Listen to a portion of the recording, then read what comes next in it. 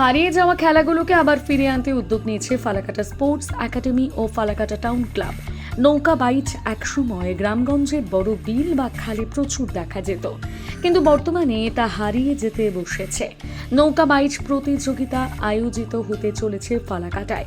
শুক্রবার রাতে নৌকা বাইচ প্রতিযোগিতার প্রস্তুতি সভা অনুষ্ঠিত হলো ফালাকাটা টাউন ক্লাবে। ওই প্রস্তুতি সভায় উপস্থিত ছিলেন ফালাকাটা পঞ্চায়েত সমিতির সভাপতি সুভাষ চন্দ্র রায়, ছিলেন ফালাকাটা টাউন ক্লাবের সভাপতি সম্পাদক সহ নৌকা বাইচ প্রতিযোগিতা কমিটির সদস্যগণ।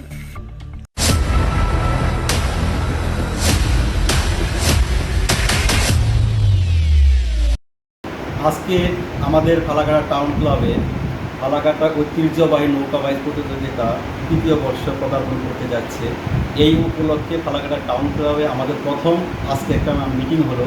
সেই মিটিংয়ে উপস্থিত ছিলেন ফালাকাটা পঞ্চায়েত সমিতির সভাপতি মাননীয় সুভাষ চন্দ্র রায় মহাশয়, উপস্থিত ছিলেন ফালাকাটা টাউন ক্লাবের প্রেসিডেন্ট দিনাথ শাহ মহাশয়, সেক্রেটারি এবং অন্যান্য এলাকার সম্মানীয় ব্যক্তিবর্গ।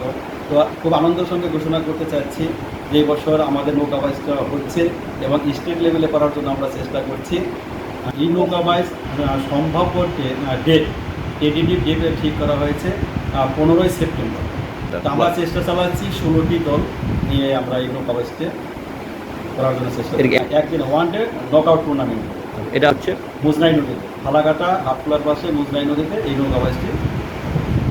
আমার নাম সুশান্ত কুমার রায়, নৌকা বাইচ প্রতিযোগিতার সেক্রেটারি।